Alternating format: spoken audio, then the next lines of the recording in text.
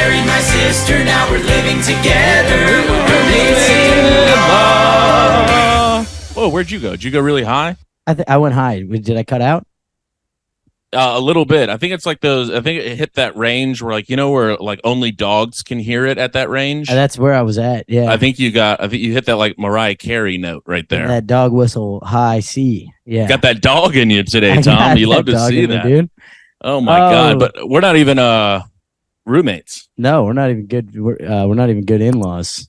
We're not even, but we are good friends. I was trying to think of whatever it was. How to switch it? Yeah. Yeah. You saw the wheels not turning. Yeah. I saw a cog in the wheel there. Boy, Tom, coming off of a hot weekend at the beach at the lake. Yeah. How was what'd you think of the North Woods of Minnesota? My favorite place on earth. You know, I was thinking about this the other day because we've talked about this. I'm a beach guy. But sure. But boy, do I understand the lake. Well, I mean, Southern people go to the beach. Did you even get in the lake? No. That's insane. Looking back. See, like, I don't think it's that weird that I didn't get in the lake. It's really weird. It's honestly freaking me out right now. Why? That's can we take 5? I'll be right back. Shit, I fucked up. All right, we're fucking back. Lake. Yeah, that's really insane to me because the lake felt amazing. I was bopping between the sauna to the lake to the sauna to the lake, and I was coming out of there a new man. I showered in the lake 2 days in a row. That's gross. That's not clean water. Yeah, it is. Nah, dude, it has like snake poop in it. No. Fish poop. No. Bass poop. Yes. There's some bass poop in there, but there's a lot of actually nutritious ingredients in bass poop. Did you know that? Name 3. Phosphate. Ruh-roh. The old bass poop riff. Yeah. I don't know, but the lake is it feels like summer camp. It is. Yeah, that is the vibe up there. Doesn't it just make you kind of feel happier just being in the woods? It did feel nice. I will say that. It's like an instant. It's hard to describe. We have Wi-Fi up there. You have your phone. We have TVs. We have our computers. We have everything that we have here that is distracting and. But you kind of don't want any of that there. Yeah, you don't. You're not as obsessed with it up there. Yeah, and boy, was I sleeping like a fucking log. You did. You slept too much. Yeah, I think you missed most of the trip. I'm not even sure you really saw the cabin. But sorry. You were getting some good Z's in. I think I was catching up on a year and a half worth of sleep being in New York. I was like, wait, there's not even somebody getting stabbed outside of this window? No. This rules. Yeah. It's like, well, like you use a white noise machine. But yeah. Like the sound, if you just open the window up there, it's the wind through the trees and like birds. I was like, that's all you need, dude. I'm catching up on some Z's. I got a year and a half worth of sleep in. It was so nice. Well, here's the thing I was thinking about. I think we've kind of basically discussed this, but like those places, maybe even like the suburbs, that is the right place to live. Like the city is the wrong place to live. But yes. I think in order to live out there, it should be required that you do like a year fighting for your fucking life in a city. Well, it's like those countries where you have to serve in the military for a year. Exactly. It's the same thing. You should have to go live in a hectic, horrible city, and then you get to go live in the woods. Because if you go straight to the woods, you're not going to appreciate it as much as if you had spent 13 months literally fighting every day for survival in bush. Correct. Yeah, that is correct. I mean, you wonder why I was sleeping so hard. I saw that bed, and I was like, oh, I'm never getting out of this. Oh, I'm gonna go jump in a lake? Nah. No. I'm opening up this little window. Beautiful place, though. I'm turning into a lake guy now. Oh, microphone's fucked up. Kind of turning into a lake guy now. There we go, lake guy. That's like that Chris Higgins joke makes me laugh a lot. Where he's like, someone. He's like, I look less like Aquaman and more like a lake guy. More like lake guy. Like his shitty brother, lake guy. It was a magical time. You know, your fam absolutely slaps. Yeah. You know, the Schnees, I wouldn't say an underrated bunch, but they're a fun crew. They're a decent crew. They're down to clown. Kind of everyone's down to clown. Yeah, everyone's riffing and raffing. There was a lot of the a lot of people trying to be funny for the comedians, which it Sure. comes with the territory. I get it. Sure. But as the fine. family member, it was hard for me to not be like, hey, just play it straight. It's like when you're doing crowd. It's like when you're doing crowd work with someone and they try to be funny back. Yeah, and you're like, that's not what we're doing here. No, this is going to be a better interaction for everyone if you play it straight. Is that in the Todd Barry thing where he says, "Hey, play it straight"? No, he's like, "Hey, sit low." He's like, "Save the jokes for me," or something like that. Yeah. Save the jokes for me. No, it's true. It's like when you're like, so where are you from? Because obviously I'm doing top tier, thoughtful crowd work. So I'm like, my family, yeah. Where are you from? And they're like, they say, like, what's it to you, pal? And you're like, well, let's not. Let me just nip this right in the bud. Or like everyone on the first day that we got there was like, good luck. Might be a tough crowd tonight. And it's like, you're all going to be there. Yeah, Don't be a bad crowd. You're most of the audience. What are you talking about?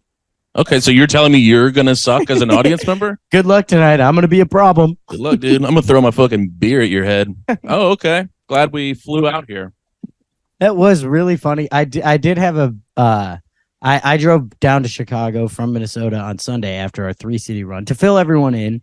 We brought old Timmy Smith in from New York, along with Geoffrey Asmus and we hit Grant Winkels from Minneapolis. We did a little Thursday, Friday, Saturday northern Minnesota run. Park Rapids, town of 8,000. Brainerd, town of like 3,000, and then Duluth, Minnesota, which is a metropolis, and it was very fun. And I then drove down to Chicago on Sunday. Had a 7-hour drive to reflect, and I had a lot of gratitude because because I was like, we're not going to be able to do that kind of run. It really doesn't even make sense to do it. Like to fly you guys out for that is like to hit Brainerd. Yeah, it's like it's fun. It's more fun than anything. For sure. Just at the camp, doing these weird shows in these weird places. Yeah. I wouldn't even call them one-nighter places. Those were just bizarre. It was like weird Every bars. time we pulled up to the venue, I was like, oh, sure. I got on a plane. Well, sure. Of course. I did fly here and then drive 3.5 hours. Right. But Brainerd turned out to be absolute heat. That was an absolute heater. Yeah. Duluth, we kind of fought for our lives, but first show, I was up there. I told you, I got up. I said hello. And then the next thing I remember, I was like, thanks so much. Yeah. Kind of didn't remember. Pretty well, though. On the first show? Uh-huh. Oh, nice. Okay, sick. You got a little mean, but you did pretty well. Ah, shit. See, second show, I felt like I was having a fun time. You were being a real goofball. I was loosey-goosey on the second one. Boy, I kind of got just one old-fashioned on an empty stomach. I was loose as a goose. Well, that was kind of an incredible moment because we went to lunch that day, and you and Grant and Jeff were all like, ooh, we're going to get salads. We're going to be little skinny boys. And then you have one old-fashioned, and you're like, ugh. And I was like, I mean, to be fair, those salads left a little bit to be desired. They were pretty small. The description of the salad seemed pretty heat, and then it came out, and it was a small little bowl. Yeah, they dropped it off, and I was like, great. So whenever you want to bring like the other half of the salad, that'd be sick. That'd be sick. I'm ready for the other half now. That was, but a pesto salad. I'm not mad at a little pesto, Tom. No. But I agree with you. We're never going to be able to do a northern Minnesota run. Not with all three of us. Like, I'm going to go do that every year, and Jeff will probably do that. I don't know. Oh, sick. Okay, so I'm the only one not invited. Great. Well, and then you have to do it, but you got to do it individually. Like, we can't all three. It just doesn't even make sense money-wise because we have to split all that. Yeah, so I'm waiting for my $37 Venmo to come through. Yeah, we're waiting on it, too. No, we'll throw. No, I know, but it was fun. And so we got to do more of those fun little break-even things. Because it's it's a way for us to like. It's really just a little vacation for us that it pays for itself. That's break even, have a little fun with the fellas. I might even jump in the lake next time, Tom. Oh shit, dude, we got to get that on the books. Are you jumping in the lake off the earth, or are you jumping off a dock? I actually prefer from the earth. It's deep enough. Well, I'm not like jumping from shore right in. You're walking in. I'm wading in. I run in. I like the run and just the chaotic high stepping and then just like the flop in. That's right. Especially after the sauna, after you're cooking in a 200-degree sauna for 10 minutes. Illegal sauna, by the way. Super illegal. That's how we're going to lose that place. Is it's going to light on fire and burn the whole place down one day. I helped construct it. Not great. Not great. But boy, does that feel good. Man, speaking of, the reason I was late to this pod this morning, I'm staying in Chicago right now, staying at one of my best buds' house, Jack Guilfoyle, listener of the pod. Shout out Jack Guilfoyle. Jackie, love you, Jack. Found out today he's got a steamer in his shower. This is why you were late. Yeah, I hit the steam a little long. I mean, unfucking believable. That's my face is still red. Unbelievable. What's the degree he has? But what are you celebrating back there on the wall? This is actually my degree. You just kind of bring that around? I always put it up. Yeah. That's not a bad idea. I have 7 copies of it on me at all times. I don't know if I have mine. I don't know. If I had to produce it, I don't think I could. No idea where mine is. Well, what is it? What do you graduate in? What do we got? Oh, this is John Michael Guilfoyle, Bachelor of Business Administration from the University of Notre Dame. There we go. Well done, sir. Yeah. Proud of you. Me and him really squeezed by with the accounting degrees. He's an accountant. Yeah. For who? God, that sucks. Jay's listening to this right now. I know. I'm so sorry. He knows it sucks too, though. He's an old public accountant for PwC. Whatever. PwC, is that PricewaterhouseCoopers? Yeah, back one in of the big day. 4. Yeah. All right. Whatever you're, Gary. What's his name? Jackie. All right, Jack. Jack's in the mix. I love that. So you're staying there alone, though, right? Well, yeah. So that's a funny dynamic because I love him to death. One of my best friends, his wife's awesome. They're expecting a kid. I was looking forward to crashing with them, and then they're like, "Hey, we're gonna be out of town now, but you can still stay at the place." And you're like, And I'm like, it's a different trip, but it does absolutely rule. It did enhance the trip by about tenfold. It just changes it, because it's like right now they both work from home. You'd be just in the way. Yeah, I'd be fully in the way. And Meg's pregnant too, his wife. That's, they don't want me around. No, hey, can you push that meeting? I actually have to pod with my good friend Tim. I'm going to be kind of screaming some stuff in the other room. Yeah, I'm going to be riffing for a cool hour and a half. Is that cool with you guys? She's like, I need to sleep. I'm exhausted. I'm growing a child. And you're like, but I'm growing a follower. There we go. That rips. Okay, so how long are you in Chicago, Tomas? 2 more days, and then I got a weird one-nighter in Ottawa, Illinois, and then I'm heading back to Minnesota, and then I'm in Illinois. I'm going back up to the lake also.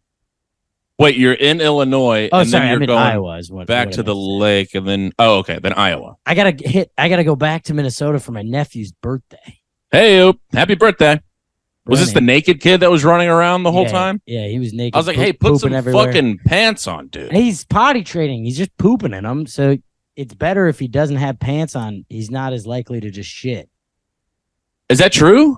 Yeah, because the underwear kind of feels like a diaper. Oh, so right. Time to poop. I can just let this rip in my pants right now. I mean, human beings, it's like any other animal that they get pooped out and then they're surviving on their own. Yeah. Humans are pooping their pants up until age 11. Yeah, and that someone else is cleaning it up. Yeah, and they're going, you can't. Okay. All right. Yeah. More poop in my life. That's why kids are just I don't want to get a dog because they take a shit. If a little human being was pooping all over my home, I'd be like, this was one of the worst decisions I've ever made, for sure. It's so, obviously I'm not the parent. So for me, it's fun because I'm the uncle, but for the parents, it's obviously a pain in the ass. I think it's so funny and kind of beautiful because the shame isn't there. Because my sister and brother-in-law, they're doing a good job where they're not it's not hey, don't poop. It's you got to tell us when you're going to poop and then we'll help you get on the toilet, and it's going pretty well. But when it doesn't, then there isn't the shame factor. And he's just so matter of fact about it where he'll just walk up and he's just hey, I went up to hug him. I go, hey, can I have a big hug? And he goes, no, I have poop in my pants. And I was like, all right, that's a good. I wouldn't want to hug someone either. He's like, bro, give me 10. I'm gonna get this shit out of my ass, and then we can definitely hug one out. Yeah. It's just so funny because he's not like, no, I have poop. Like, Or he's not just like standing there crying and you're trying to figure out. He's like, oh, like, no. Absolutely just dominated my trousers. You're not gonna want to hug right now. I got a big old shit in my pants right now. Well, he was cruising around butt ass naked, and Grant was walking back in just kind of giggling. And I was like, what's up? He goes, he has a log of shit hanging out of his ass. Like, I don't think kids are for me. It's just so don't. Funny being around him though. He's a keeper. I don't know who your cousin is, but that kid intimidated me right when we rolled up.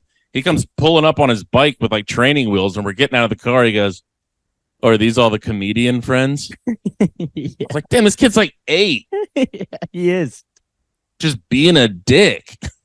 Yeah, he's got some sass. He said something to me too. He goes, I think it's so cool you're a comedian. I consider myself a comedian. And I was like, wow, how am I having the same conversation with my 8-year-old cousin as I have had with like a 70-year-old guy at a bar? Yeah. You grab him by the shoulders and you're like, you haven't put the work in, buddy. Talk to me when you got a decent 6. No, and then he goes, he said something like, you're not always funny or something like that. This kid's diabolical. And I was like, yeah, no, I know. I know. No, it's just sometimes you gotta. I'm doing new. You start fully defending yourself. I'm in a little bit of a writing rut. Okay, I've had some stuff on my plate where I haven't really had the creative space to be working on new shit right now. It's good to see you. I've been concentrating more on the business side of show, but I'm putting stuff together. I just haven't had time to like experience new things to write new. That's part of the. When you realize you're yelling at a 6-year-old. I'm shaking him by the shoulders. He's just like, hey, I gotta go, man. I actually have poop in my pants right now. I love that kid, Thomas. He's full of sass, and that was a pretty funny Wait, so whose kid is that? Where did he come from? I never saw him near an adult. He was always kind of doing his own thing. That's longtime roommates-in-law listener James's kid. Oh, okay. That makes a little more sense now. Every time I saw him, he was just like starting a fire, or he like had just killed a few raccoons. Oh, he's a child of the woods. He was fully doing his own thing every time I saw him. Yeah, that kid rips, and he's chaining his bike. I was like, this kid's amazing. And then he just kind of drop by and be sarcastic, and then just leave. I was like, peel out on the bike. This kid rules. Yeah, dude, having a bike in the woods when you're a kid, I mean, you're untouchable. You might as well be riding around on a horse. Yeah, kind of nothing better. I mean, but even just a bike as a kid, you're like, I mean, the world is my oyster right now. Yeah, I can get anywhere so fast. Anywhere. I mean, not really that fast, but I can go wherever I want. Faster than walking on these tiny legs. Walking in this poop in my pants. I know, I'm getting chafed in my little beehole because all this poo-poo. I'm the man of these woods. I shit wherever I want. Oh, God. But the show for your family was, I don't know how you do that. I know I've said this a million times. I just truly don't know how you perform in front of everyone you've ever met. Yeah. This blows my mind every time. I was like a nervous wreck before. Yeah. Well, it didn't show on stage. You seemed comfortable. You said come a lot. Well, that was the I gotta tell this story. So last year, every year for the past 3 years, I've gone up, done a show at the bar that I used to bartend at. So it's a mix of old friends from that life and family. That's almost exclusively the crowd. And then I think I asked how many people weren't at the show last year, and there were like 7. So it's like pretty much the same audience, which is fun. It's beautiful. I like, again, gratitude out the wazoo this weekend. Absolutely. I love these people to death. And last year I booked 2 openers who I'd never seen before. I don't know if I told this story last year, probably, but this is the 0 of the year, probably. Was the first guy. I'd never seen him, and he knows it's my family. So why did you book a guy? This is very unlike Schnee. Well, we put the gig together last minute, and I was headlining in Fargo that weekend. Oh, okay. And so I just wait, you didn't see him in Fargo? It was beforehand. Oh shit. Okay. So I go, okay, these 2 guys are opening for me in Fargo. Let me just tell them to scoot over to Park Rapids the night before. It's only an hour away. I can give them a place to stay, a fun time.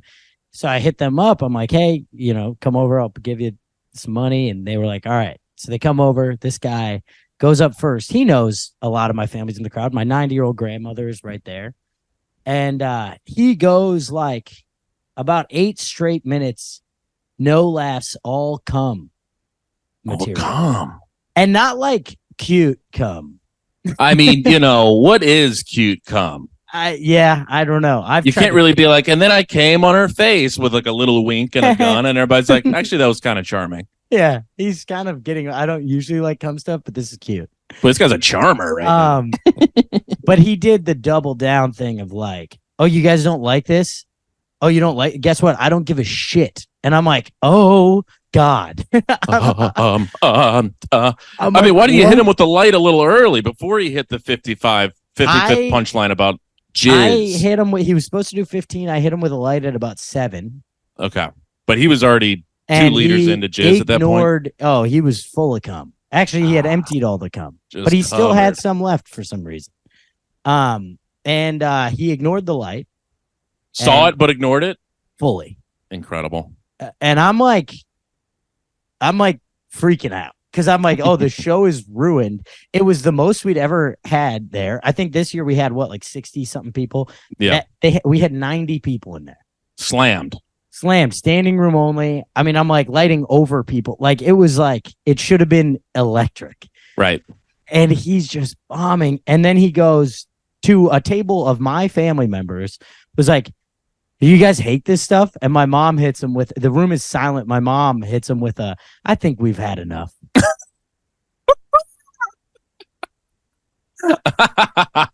Now, I've heard of a lot of heckles, and that's not even a heckle. That's like, it was kind of like, so as a comedian, I would leave the stage immediately. Devastating. Yeah. I was like kind of pissed. Any other person, I'm just very with my parents. I'm like, don't say anything. You're not. But he prompted her. I know. But it's still, I was still mad that it was my mom. Any other person in the crowd, I would have been like, fuck yeah. Sorry, mom. I know you're probably listening to this. I love you to death. I just hate the idea of my parents being involved in the show. But what's she supposed to do? No, this is great. Yeah, I know. After a year, I've got. I mean, it's a fond memory now. Hey, no one's laughing and everyone's visibly upset, but no, this rules. Keep going. This is awesome. We're glad that my son is pursuing the same career as you. We're glad this is his coworker. I mean, okay, so the boy is up there. Does he do the full 15? No, he ended up doing like 11. Because I lit him about 4 more times. Right. And eventually, and I'm doing the wave in the back. Oh, yeah. Doing jumping jacks in the back. Yeah. Off the stage. And then, so anyways, that was traumatic for people. Well, then, like, shout out Ethan Peterson was the guy who went next. And he gets up and he just goes, hey, I'm not really going to talk about cum, and gets an applause break. And then it was a great show. It was very funny. Wait, did that register at all with the cum guy? Oh, yeah. He knew exactly what happened. Oh, okay. He did like apologize, and he was shameful. Not enough, but a little bit. Okay. You need to be full of shame and regret after that. He should have been hiding in the parking lot. Correct. He was sitting at the bar taking the free drinks, and yeah. You didn't earn those, friend. No. If anything, you got to pay double. You have to somehow bring some booze into the bar and donate it. God. So anyways, whatever. That was traumatic. And I've heard about this from everybody who was at the show for the past year. I mean, other people have come to shows when I'm in Minnesota, and they're always like, remember that guy? I'm like, yes, I do. Yes, of course. So I think about him 3 times a day. So I fill in Tim and Jeff on the drive up, and Grant that this is what happened last year. And I think it almost backfired, because all you guys can think about when you're on stage is how they didn't want to hear cum. And you said it 48 times. Did I? At least. No. At one point you said, let's see here. And then you looked at your notebook and you go, come, come, come, come, come, come, come, come, come, come, come, flipping the page, come, come, come, come, come. No, that's not. Yeah, that's come. Well, I mean, that was 37 of them. I never said it like, I didn't do any cum jokes. No, I know. Oh yeah. No, we all had one. I think we all had one joke where we realized it was a cum joke as we were saying it. I don't think I have any cum jokes. I do Yes, you remember. do. You say, "Have you ever made a disabled person come?" I didn't. Did I say that joke? Mm-hmm. A brutal show to say that joke. I mean, I have one where I say like, if I went to a chiropractor, he would make me come. Right. And, and I said that was my only time I was going to say it. And then I forgot like 30 seconds later, I say it again. And as I was saying it, I was like, man, I do say it a few times. Dude, it's like when you invite somebody over for your house for dinner and you start looking around, you're like, this place is a fucking wreck. Like I gotta really start cleaning up what's going on around here. Yeah. I didn't even realize, because when you were saying that joke, I was like, oh, he says come in about 8 seconds here. Yeah. And I didn't know if you were going to like try to pivot and say some other phrase for come. It hits harder than any other word for it. Yeah. But let's see. And then Jeff definitely said come. Yeah. I think everybody was just hyper aware, but the show went well. Oh, it was so much fun. It was hilarious. But it was you brought it up on stage. You were like, all right, who was here for the thing last year? And everyone 7 hands went straight up. Yeah, and you were like, man, he really fucked you guys up. Everyone was like legitimately traumatized by it. People didn't even like sheepishly raise their hand. It was like, hey, who remembers that guy? And everyone's like, yep. Right here. Well, at the start of the show, I go, I don't know if you guys were here last year, but it was an interesting start to the show. And everyone starts laughing already. Yeah, there's like a murmur across the crowd. They're like, yeah, fucking cum guy. You should have snuck him in for a guestie. Oh, I couldn't. I mean, he's too arrogant of a guy. That would have been kind of incredible. If he was like a recurring cum guy. You guys, we have a special drop in. I know. I mean, this is going to be big. He's kind of a legend in these parts. Oh, this guy's just dropping in to shoot a quick load off for you guys. Make a little noise. Everyone, let's come for hey, let's rub our dicks together for this guy coming out. Oh God, yeah. He just comes out, rips 6 minutes of cum, gets booed off stage, drives back to God knows where. Yeah, sorry we said come so much on the podcast this week. I think I said it a lot last week too, but we're getting a little we're cum heavy. This guy's just in our head. If you wouldn't have told us that story, you should have told us that story after. I know, that's what I was saying. It completely backfired because he was so in your head. Everybody's. It was just like, don't say come, come. Oh God. Oh, anyway, yeah. Thanks for the invite. That was great. I'm glad I showed up and it was fun. Did the exact wrong thing. It was so much fun. Everyone loved Tom, it. I absolutely love. We've talked about this a little bit, but audience members that had a great time at the show try to pay you a compliment, but just don't know how to do it. Yeah, what do you got? The Brainerd show. I think you were standing there with me. Guy comes up and he goes, man, I mean, you guys put on a hell of a show. And I was like, oh, thanks, man. He goes, yeah, I mean, these people don't have anything to do. That is so funny. Immediately deflated the compliment. Oh, yeah. I mean, truthfully, if anything else was happening in town, you guys wouldn't have stood a chance. But thank you for giving us a reason to get out of bed today. Truly nothing going on. You could have been anybody and they'd be laughing. But yeah, thanks for coming out. You know, it's a weird thing that was happening at the Brainerd show, and I noticed it a little bit at the Duluth show. People like in these small towns, they like distinguishing themselves. Oh yeah, from the rest of the town in a way that's like just mean to the rest of the people. It's like that is a perfect example. There was a lady who was like, "I'm not from here. I don't even really live. I don't." With like a disdain. That was like, don't associate me with these hillbillies. I don't live here. No, I've never actually lived here. I live 6 minutes down the road, but not here. I have I've purchased several properties in the area and I've spent most of my life here, but I'm not really like one of these people. It's like they just hear that we like you live in LA, I live in New York, and I'm like, hey, neither of us were born there. No, this is my favorite part of the country. Yeah, well, I'm like kind of having the time of my life in Brainerd, Minnesota. But she's like, yeah, this place sucks. These guys are so stupid, but like, not me. I'm cool as shit. We're just kind of standing there like, yeah, totally. Yeah. All right. So I don't know how to feel about you right now. Yeah. Do I say like, yeah, thanks. Thank God somebody cool is here. Yeah. Or am I, oh yeah, everyone else in here is a loser. Like, yeah, hey, I like those people. Come here. Hey, fuck these people. All Me these and you people that get bought tickets and are supporting, but like you and I get it. These people don't. God. Because they're dumb hillbillies. Yeah, I don't know what they're expecting. Because like they're kind of going nowhere. Where they're not like, oh, I'm actually not from here. I drove in from blah blah. Blah. It's just like I don't live here, dude. I'm not associated. So It's a weird. They could be talking into a mirror. They don't even need us there. yeah, that is to themselves. That's exactly what that was. That's just feeling insecure for some reason because I made a bad financial decision and moved to New York. Why do you feel insecure about that, lady?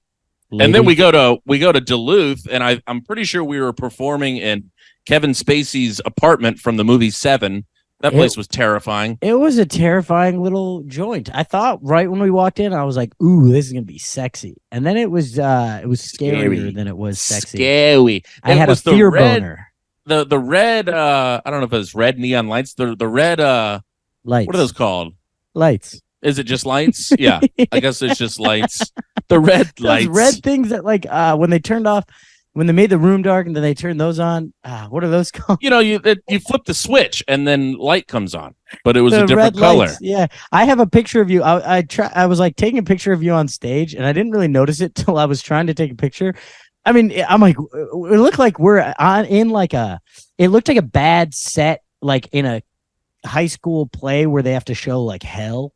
Yeah. And they just do like red spotlights. Yeah. Or it was like we were performing for the Illuminati, and if it doesn't go well, we get murdered. Yeah, you drop through a hole in the stage if you're bombing too hard. Just into a big well of gators. Mm-hmm. It felt... Yeah, it was too red. I've learned this recently because we have Red Show, Blue Show, secret lineup in LA. And someone said after one of the red shows, like, it's way too red in that room. And we were like, what are you talking about? She's like, psychologically, it's not good. People aren't sinister. Yeah, people don't feel at ease with red lighting. So you got to go blue. You got to go about green. Blue Show, Green Show? Yeah. But we're still doing Red Show. It's just with the first couple times we really went red. The entire room was just red. But now it's just like some red accents. Toned it down a little bit. Yeah. Not mad at that. Boy, Tom, I really stepped on my own dick that when I went out for a little walk in beautiful West Duluth, Minnesota. It's not a great part of town. I wouldn't say it was my favorite town I've been. No, that kind of sucked. We were really talking up Duluth the whole drive over there, and then everyone was there, and we were in like the meth district. Everyone that I said, we're hitting Duluth, everybody was like, it is beautiful. One of the most beautiful towns. We just were in the complete wrong area. You're gonna love Duluth. And then we show up to Duluth. I'm like, well, I'm taking my fat ass out for a little walk soaking in the sights. And I saw 33 abandoned buildings. Mm-hmm. And then I walk into the little green room and I go, hey, Tom, this town sucks dick. And you're like, what's that? I'm like, this place is a nightmare over there. Didn't know that the host of the show was sitting there. And he happened to be born and raised in Duluth. Born and raised in that part of town.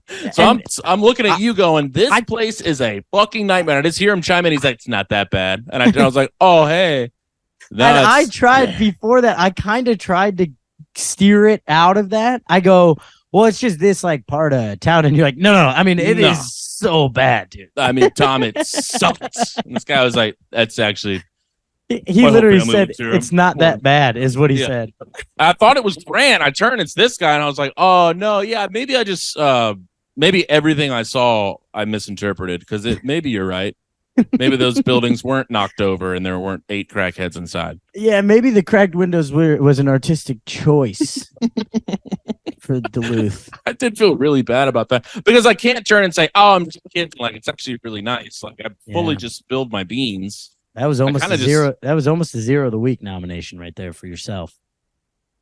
That was an accident, Tom. Yeah, well, you got to be aware of your surroundings, okay? Yeah, fair enough. I didn't go in and say, hey, man, where are you from? And he said, here. And I said, oh, perfect, because this place sucks. No, but you did. Yeah, I pretty much did. Kind of in a way worse way, because it was fully genuine. It was so genuine. It was, you came in pretty fired up about how bad the town was. Yeah, it was pretty hot. I'm buying 2 Red Bulls, and the guy I'm buying it from is there's 9 inches of bulletproof glass between us, and I'm like, this just isn't it. What happened to Duluth? I know. I think it's the opioid crisis happened. Yeah. Riddle me that, Tom. I don't know. I think opioids have some upside. You know, if it wasn't for the opioid crisis, I never would have had a hot riff about Akeley, Minnesota being a devastated town. That's true. So from death is birth or something. Something like that. I'm blown away at how often the "this town sucks" riff works. It works every time. Every single place.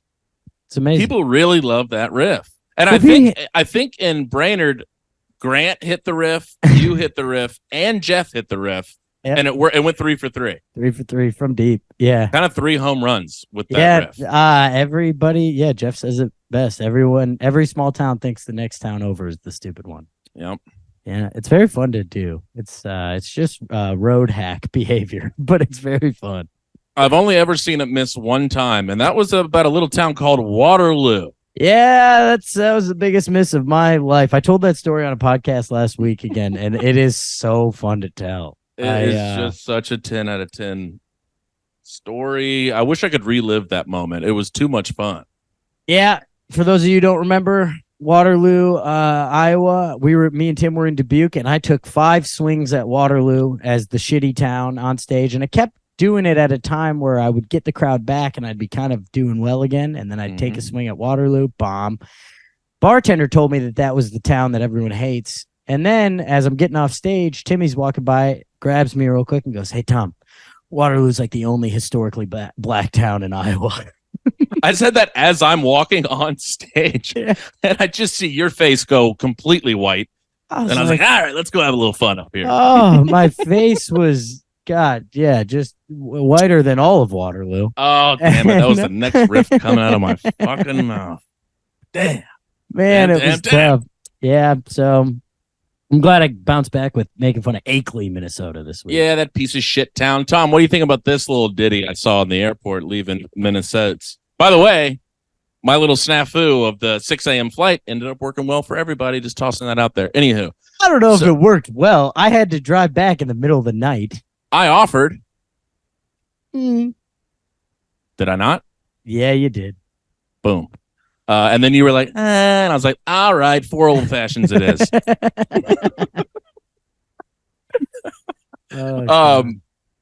So I'm standing, I'm in the security line in Minnie, heading back to Newark.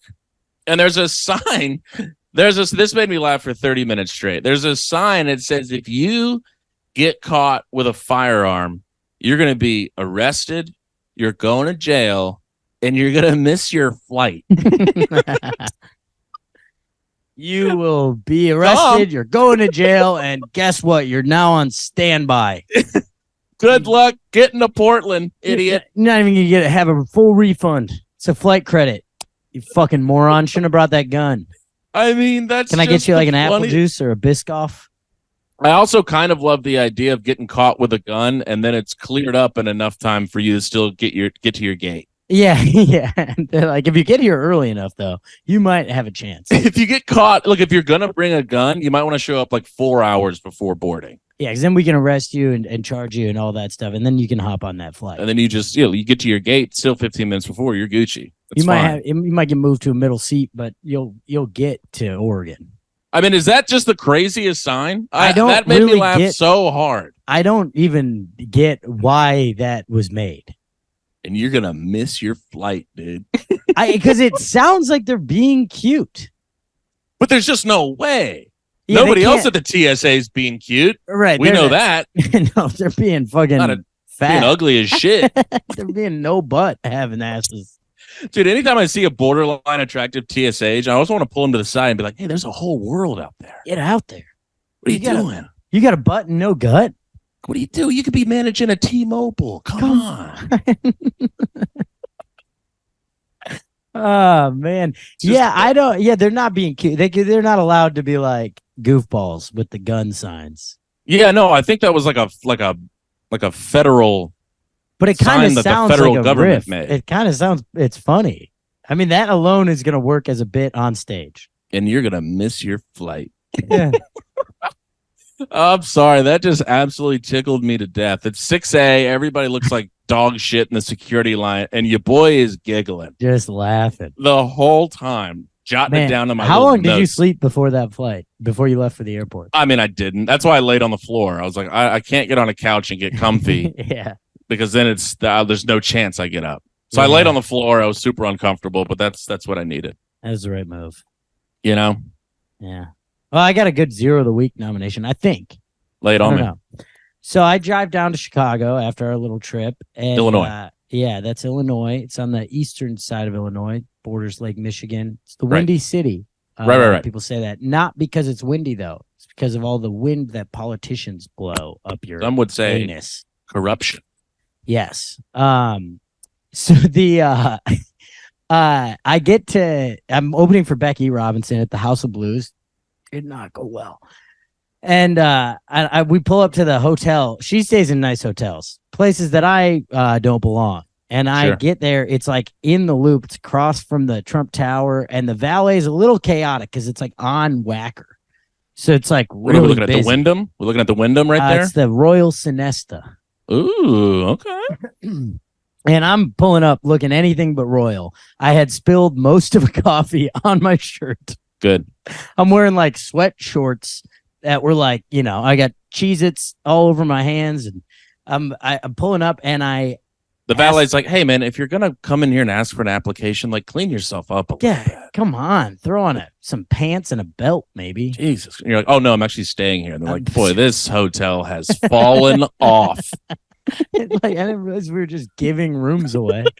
We're paper in the hotel. This guy's gonna pay with like a debit card from 03 with a picture of Mickey Mouse on it. And I show up, and I'm like, I go to the valet guy. I'm like, hey, I got a valet in my car, and he's like, you have to check in first. And right away, he's giving me kind of like poo-poo energy. The stank, yeah. And I was like, okay, is it okay if I leave my car there? And he goes, if you're gonna valet it. And I was like, yeah, I just asked you if I could, you fucking dick. All right, I hate this guy already. Yeah, so I was like already a little like, my feathers were ruffled, and I go in, I check in. This is before or after a poo-poo set? It was before. Okay, good. So you're but going I had just gotten to Chicago. So I'm coming off like a drive. I had slept for 4 hours the night before. I'm not like in a great headspace. Right. And then I get my room key, whatever. I tell him what room I am. I fill out the little valet form, and now I'm grabbing my stuff out of the car. And I'm on the driver's side taking my charger out, and he walks to the passenger side, and he's looking in. The windows rolled down. He's just kind of like looking in, and he's looking at. I have a can of Pringles on the passenger seat. And I'm getting all my stuff. I got my backpack, got my suitcase, and I'm grabbing my last stuff. And he looks at the Pringles, looks back up at me, and he goes, "Did you get everything?" What the hell is going on with this guy? Dude, I was like, what the hell, man? Hey, fat ass. Yeah, dude. You want these Pringles, pig? What is he doing? I don't know. And I was like, yeah, man, I'm all set. All set. Thanks, though. It was crazy energy. I don't know why. I don't know what it was. If it was maybe because like I looked like shit. And I was a little chaotic. Like I was grabbing all my stuff. I got like a tripod over my shoulder. I got my backpack, 2 bags. It's like, maybe I just like, he was like, this guy, his credit card's going to get declined and I'm not going to get paid or something. I don't know what the energy was, but it stunk. I mean, I don't know if your credit card has anything to do with him getting paid. That's a good point. It doesn't. They're not like, hey, that guy that was staying in 28B is actually his card got declined. So you're fired. You're fired and we can't make payroll. Sorry. Yeah, it was just like the worst energy. And it was this is one of these people that think they're too cool for their job, but like that's your job. It's the only part of your job. Do your job. Yeah, I'm sorry that it's hot and you've had a long day. But not my fault. Not my fault. Don't take it out on me. I mean, the look down at the Pringles and back up at me. Did you get everything? I was like, dude, it's not like you just had a bunch of Kraft singles on there and a bunch of unwrapped cheese. It's chips. Spilled. It was a can of Pringles. This guy sucks. You know what sucks is I kind of wanted to take the Pringles with me, but after that I was like, no, I'm leaving them. No, you should have just taken them out and dumped them on his head. Just in the driver's seat right before he. No, I'm actually good now, dude. Take my car. You just throw your keys into the river. Yeah, go find those. I don't understand. That's like when you go into like a high-end like retail store and they're like dicks to you and you're like, yeah, but you don't own the store. Yeah, I'm allowed to be here. You can't afford any of this shit. Why are you being a dick to me? I mean, you're right. Neither can I, but you don't know that. Yeah, like I know I shouldn't be here. I'm coming here just to peruse, but you don't know that. I am wasting your time, but you don't know that yet. Well, you know, but you can't prove it. So be nice. Yeah. I mean, did you ever get revenge on this guy? No. And even worse, when I went to get my car the next day, it took like 30 minutes. I was like, and you're not even great at your job? Mm-hmm. Yeah, he put yours way in the back. That was one of those. Dude. Yeah, he parked mine in the river. Oh, for sure. And he was like, oh, yeah, this one's blocked in for the next 3 hours. I don't know why this guy hated you. It was really odd. That's some real TSA energy. But you know what's interesting? Oh, it was big time. It was real no butt, all gut. Wait, what did he have a butt? What was the butt stitch? Nah, he was kind of a piece, honestly. He was a pretty good-looking old guy. Damn it. Yeah, he had like good-looking old guy? Yeah, he was like old Chicago Italian, slick back hair. Slick back hair. Yeah. Not what I was envisioning. Not like an ugly dude, kind of short, so maybe that. Maybe he had a Napoleon complex, but it's funny because I told Becky the story and she goes, "Man, I did not like that guy either." What the? Okay, so this guy's just being mean. I think some of these people, I can't even blame them. I would certainly be that guy after a 6-hour shift of valeting people's cars. 95 degrees out. Oh, I'd be such a prick for no reason. And everybody on a podcast would be like, hey, it's your job. You applied for this. You put on your little uniform and you came into work and now you're being mean to everybody. Makes no sense, Tom. That's what Becky and I were, because we were like, she said something very similar. She's like, it's your job. Like, yeah, but that today was probably a shitty day. You got to wear all black, long sleeve shirt, pants, dress shoes. Yeah, today was probably a shitty day, but it's like, it's your job. We all have different jobs. And I was like, yeah, I mean, I am working for 20 minutes 2 times today. That's it. True. But it is his job. That is true. Also, you would think it would be a relief to see a guy like you pulling up. I feel like, if you see the Range Rover pulling up, that guy's going to be a dick. Bleach blonde hair lady, she's going to treat you horribly. But, Mazda 6 guy. Yeah. Winkels in the passenger seat looks like shit. This is the guy you could commiserate with this guy. Yeah. Yeah. We're fighting for our lives together, my guy. This guy stinks. Wait, what happened at the House of Blues? 2 shows for Becky, both sold out. Had to start the first show pretty much on time, and just a classic case of no one ready. No one was ready to start the show. Kind of a weird venue for comedy too. Yeah, it's not awesome. It's a great music venue. Yeah, a little cavernous for comedy. Well, yeah, and the capacity for music is way bigger because they'll do standing room. But we know that standing room for comedy is poo-poo magoo, so they don't do that. Sure. So the it's really not that big of a. I bet for a concert it's 500 people. For comedy it's about 320. Ruh-roh. So, yeah, not awesome. So you're up there just hitting the bomb button for people that are still trying to get a Chardonnay. Yeah, just kind of yelling at a cafeteria. Yeah. I mean, it was I had them at moments, and then it was like they'd go back. It's like it kind of felt like every once in a while it would sync up where everyone kind of paused their conversations and looked towards me for a second, and they were like, "Oh yeah, this guy's up there. Let's listen to him for a second." And then I'd get a laugh, and they'd be like, "Oh, that was good." Anyways, how Timmy's in 3rd grade now, right? How's that going? Let's see, 8 sisters, but D-Day. That's pretty good. Anyway, where is Dennis and Cheryl? Are they going to be here anytime soon? Should we get apps for them, or what are we doing after? Why do we even buy tickets to this? Is it still so you did Touche and both were poo? No, the second one was pretty good because we could push. We waited till everyone was sat. Oh, right. Yeah, first show you got to keep it moving. Yeah. So second one was actually pretty good, but I went it was funny, after my set on the first show, I was a little shaken up, a little bit. Just went through a washing machine and then walked out, and the only redeeming thing is like a bunch of the staff was like, "Dude, you had me dying. That was great." Oh, there we go. And I was like, all right, there's a little redeeming thing, because I don't know if most of these people ever noticed that I was on stage. But that's also kind of comforting. You're like, if they were paying attention in your bombing, that's a whole different thing. Sure, that's a different battle. You know, if they're not paying attention and they're still trying to get their, pesto chicken delivered. Yeah. That's not your fault, Tom. No, it didn't feel like my fault. It just didn't feel good. Sure. Yeah, it's never going to feel like killer. Oh, man. Oh, I'm still reeling. What? Go ahead. Oh, wait, no, what are you reeling from? Just nothing. Just go ahead. Well, you ever have this situation? Has this ever happened? I ran into a guy. He's an old pal. I ran into him in Minneapolis, and he was like, "You're out in LA now?" I'm like, "Yeah." He's like, "I'm thinking about visiting." I'm like, "Oh, you should for sure." And he's like, "I'm thinking about coming in January." And I was like, "Well," and he's a friend, and I was like, "Well, if you need a place to crash for a couple days, I got a couch." Actually, I didn't say for a couple days. I said, if you need a place to crash, I got a couch. And he's like, yeah, okay. And I was like, and I'm gone a lot in January. If my room's open, you can, you can take that. And he goes, oh yeah. I was, that'd be awesome, man. Thank you. I was thinking about coming for like 2 or 3 weeks. So that'd be great. I'm like, oh no. See, that took the exact opposite route I thought it was going. I was like, well, I mean, your friend's got to be aging out of the couch offer, right? And then my man said, how about 3 weeks on the couch? Yeah. 3 weeks. What's he doing out there for 3 weeks?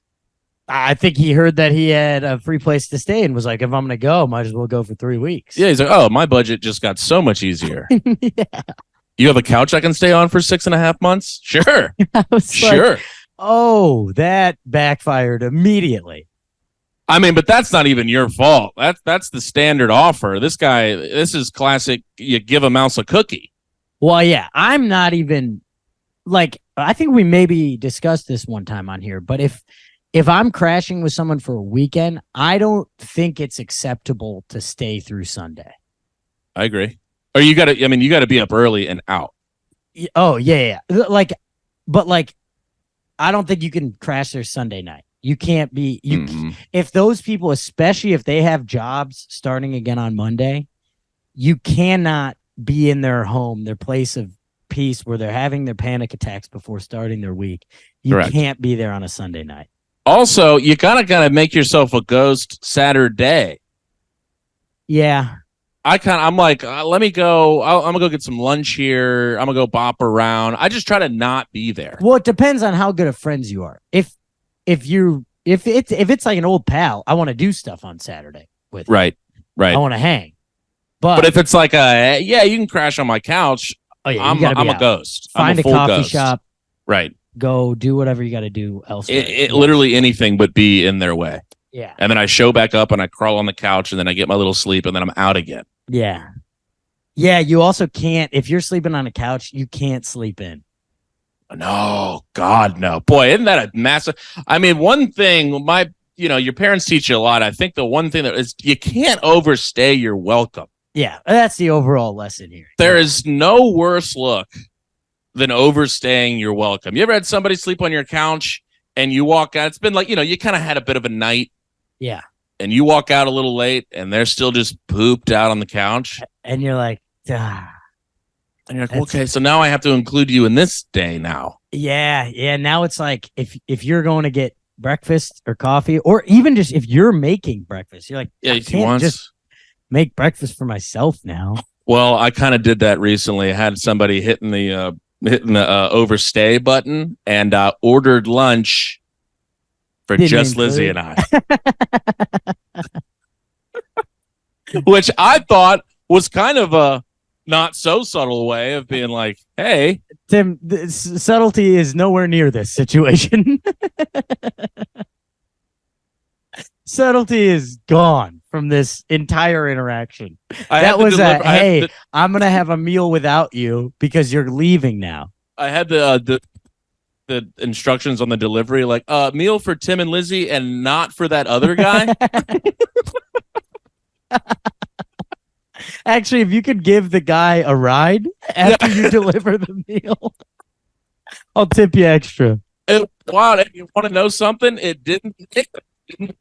Wait. Microphone's cutting in and out. Unplug. It didn't work. Oh, what? You sat and ate and they Watched you? Mm-hmm. Was this a comedian? Stayed for about 3 more hours. It was a comedian. Of course, it was a comedian. We could talk about after. Yeah, I'm dying to know who this is. But it was like, all right, my God. I'm eating Chick-fil-A now. This is That what's was happening. that was your big lunch order? It's Chick-fil-A? I mean, I was looking for You live in anything. the greatest city on earth, and you're ordering Chick-fil-A. What was I supposed to order, Tom? You want me to order the best sushi in New York for a Sunday morning meal? Go to Get a off my mom and fucking pop. dick, dude. Support local, dude. Go to a bodega. Get a sandwich. Man, we are the worst gentrifiers ever. We have our groceries delivered from Amazon. We have our meals delivered from HelloFresh. And Chick-fil-A. I mean, we're just the worst people. Do you have a coffee shop at least, or is it Bucks? No, we have an Nespresso, and we have our Nespressos delivered as well. From also Amazon.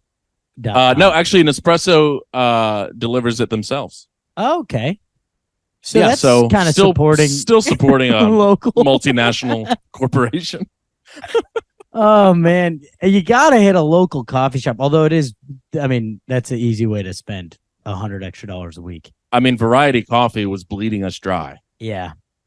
Because we're going in, and Timmy likes his espressos. We know this, Timmy Espresso. That's what they called me in high school. Timmy Spress. Yeah, and so I'm going in asking for 3 shots, and they're like, "Oh, nice, that'll be $12.50 for a coffee." Yep. And I'm going normal and reasonable. Thank you so much. It's exactly what I would have expected to pay, and I appreciate it. I mean, you toss a blueberry muffin on there, Tom. This is 2 weeks worth of work. Man, isn't it hilarious that we've allowed muffins to be a breakfast food? It's cake. This is a Gaffigan bit. Oh, is it really? Like a full-blown Gaffigan Damn it, bit. I was about to bring up the blueberry buckle my mom made us this weekend. He's like, "Hey, you want a little cake for breakfast?" Oh, fuck. Oh, you know what I was thinking about for breakfast? Cake. I know know that because we got to the cabin and my mom's like, I made blueberry buckle, which my whole life that's been a breakfast food.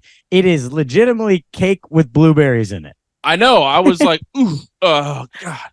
I was really shoveling it in because I ate it every morning. Heavy. Oh, it's so heavy. It's cake. It is literally it's cake. Like thick cake. I mean, it's delicious. Don't get me wrong, but it's so good. But that was like when I was a kid, that was a breakfast food. Tom, how about this? I don't mean to change the subject so instantly, but this is okay. I'm ripping off Gaffigan. Let's get off it. I was really doing my bit. Like it's straight up. Go listen. Go listen. It's like full blown. Anywho, did not know. So your dad cooking a little breakfast for the team had an egg fully explode on it. I didn't know that was possible. That was zero of the week. Was that egg? Honestly, that egg, and boy, it was a real stinker. It was like a rotten egg. I didn't know that was a real thing. What just happened? Landlord's back. Just right out the window again. I think he's better bring me some cucumbers or something. Get out of here. You have the cutest relationship with your landlord. He brought Lizzie some more tomatoes the other day. Said the same thing. Make a salad. I don't know. Make a fucking salad, you guys. Give this to your fiance. He looks horrible. Stop ordering Chick-fil-A. Here's a tomato. Try eating something from the earth once. By the way, shout out James. He's like, boy, you talk about how shitty you look all the time on the pod. He's like, you look amazing. Oh, yeah, that was awesome. He's like, James, you and Tommy really talk about how bad you look. I was like, look it on me, James. I was kind of doing the thing where you're like trying to be coy about it, but really want to continue. Mike, cord. Damn. I said I was trying to be a little like, you're trying to be like, oh, stop, but you like kind of want him to keep giving you going. compliments. Yeah, this is nice. So I was trying to walk that wire. I don't think I nailed it because he stopped pretty quickly. I was like, oh wait, what were you saying a minute ago about like how cool and in shape I look? What was it? I can't remember. Was I saying I look bad or good? No, wait, you were saying how good go. Yeah, keep going on that. There's more people around now. Gotta be your bull. Anyway, what the hell's stinky egg? So what happened? There's like a full chicken in there. I don't know. That was his first theory. Was that maybe it was like a fetus. And gross, dude. But he when he went to something had happened where the egg got like pressurized and rotted.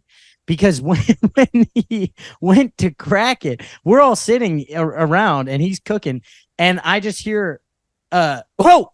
And it was like when he went to crack it, it like popped, and like got on him and over the stove and all over everything. And instantly the whole place, I mean, I felt nauseous instantly. It was a disgusting smell. It's like, because I came walking up a little while later and we're all cleared out. Y'all were all out, but I knew that it was like breakfast time. So I thought that's what was for breakfast. And I was like, your boy is passing today. No, thanks. I don't know what that stink is. I felt like those detectives where they say they never forget the smell of a dead body. Like, I'll never forget what that smell was. No, that was intense. And also my dad's worst nightmare, because my mom was getting back to the cabin that day. And my dad's cooking. And of course that would happen. We're like, my mom gets back. It smells like a dead animal. And she's like, what happened? And he's like, I tried to make breakfast. Dr. Nick was scrubbing. Oh, he did. He went full chemical. He lit candles and he got it back to zero. Shout out. Got it back. Yeah, he brought it back to equilibrium. But my God in heaven, I thought y'all all ate whatever that was. Oh, I couldn't even finish the meal that I did have because it made me feel so sick. It was not cute. Did not know eggs could explode. I had just cleaned fish. I had just filleted 2 bass. I thought. That smell, that is a bad smell. I was currently smelling like dead fish, and that was a way worse smell. Yeah, like, hey, what if we mixed in a little chicken fetus in this? Yeah, just an unbirthed chicken fetus on an explosive. It was he tried to crack a grenade over the pan. That like blew my mind. I just hear him go, whoa. And then all of a sudden it was like, oh, God. Everyone's just like, what the? We also left him immediately. All of us ran outside. Yeah, he was sitting there really fighting for his life, and y'all were hitting the lounge button pretty hard on the porch. Couldn't be in there. Yeah. Sorry, Dad. Sorry. Also, I love that there's like 88 other seats y'all could have gotten way further away, but y'all just kind of hung around in the stink. Well, it's a comfy spot. It is a D spot. God, I'm going back up there. Got to fish again. I was about to say, I'm flying in. I want to hit the lake. Hit the lake. I got to catch a bass. We didn't catch shit. Well, yeah, that was that's an all-time bad fishing guide move. I made these guys get up. We went to bed at about 3:45, and then I woke you guys up at 6:50. Right. To hit the lake, which was an hour later than I wanted to leave, but, we needed our little snooze. Mm-hmm. And you guys all got up. I was very proud of you. I did not think you would, because when I first yelled in your room, you didn't even, not even like a flutter of an eyelash, like literally no reaction. So then I just pulled a dick move and just turned on the overhead light, and you go, oh, turn off the light. And I was like, no, get out of bed. I went full dad. I know. I was just about to say, that's the classic dad. Get up for school, you fuck. Yep. Because they're going, hey, it's time for school. And finally, when the lights come on, you're like, oh, there's no turning back now. No. You were like, turn off the light. And I was like, no, I'm giving you the light. You have 2 minutes. Like, all right. I guess I'll put my pants on. And then we went out, and I talked a big game about being able to get you guys on some fish. And I really thought it. And then I caught 2, and no one else caught one. Not even close. I didn't even think I got a little nibble, Tom. Yeah, that's on me. My bad. No, it's fine. We missed prime time feeding time. We really did.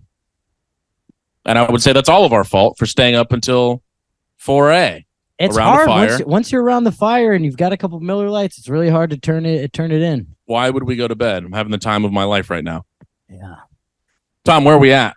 I think we can wrap this bad boy. Let's put a fucking bow on this. I'm gonna go bounce around Chicago, but I'll tell you this. Keep forgetting you're in Chicago. I've been doing fun shows. Just been doing the Laugh Factory. Did best night ever at the Lodge last night. Too hot of crowds. I'm throwing new and it's killing. And I'm like, this isn't good. And you're like, hey, stop. It's like, this is just like at the Lodge last night was literally insane. I listened to it this morning. Just like the most mediocre riff to open, and that crushed. And then I did new, and that was doing well. And I'm like, well, I don't know if I learned anything from this. You're like, hey guys, you aren't helping, just so you know. And this is like a very cocky. Yeah, I sound insanely cocky now, but like everyone was just murdering.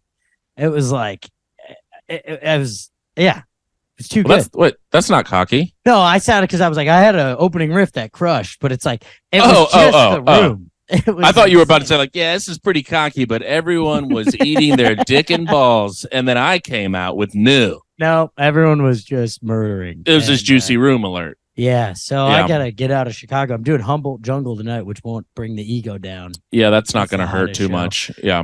And then, tomorrow night, well, when this comes out tonight, I'll be in Ottawa, Illinois, playing Heritage Harbor. And that's a weird gig. That's that private, like, lake community that I did where that was an interesting gig. So I don't know how it's going to go. Yeah, And then if you're in Iowa, please, God, come to Des Moines next weekend. Tease. No, not next weekend. Next Thursday. And then go over to Madison and see Timmy and Jeff. Timmy and Jeff, are you sneaking over on Friday? I am. Yeah. Let's go. Yeah. Gonna hang. I'm staying. Wait, you're not bringing Lizzie, right? Of course I am. Oh, you are? Yeah. So can I not stay with you then? Yeah, of course you can. Oh, okay. I mean, it's just one night. You're not like trying to like make out with me or Lizzie, are you? I don't know. Depends. Well, Tom. Is there 2 beds or 1? I would imagine 2. Okay, so then we can have a snack bed and then a bed that we all sleep in. And then all 3 of us can hit the snow. I mean, Lizzie's small. She can jump right in the middle of this comedian Oreo or whatever it is. Perfect. Yeah, you nailed that. Yeah, that's fine. Yeah, all right. Well, I'll see you Friday then. Bingo, little guesty. Ooh, that's going to be fun. That'll be really, really fun. So excited. All right. Yeah. Anything else? Hey, like it. Toss us a like. Toss a comment. Throw a comment on YouTube. Toss a comment. Tell us how bad nice we look. one. No. Get a little argument going. Go to Spotify. Give us another 5-star review. Tell a friend. What have you told a friend? Tell a friend about this fun little pod you listen to once a week with your good friends Tim and Tom. Tim and Tom. All right. We love you. You guys. Bye. He married my sister, now we're living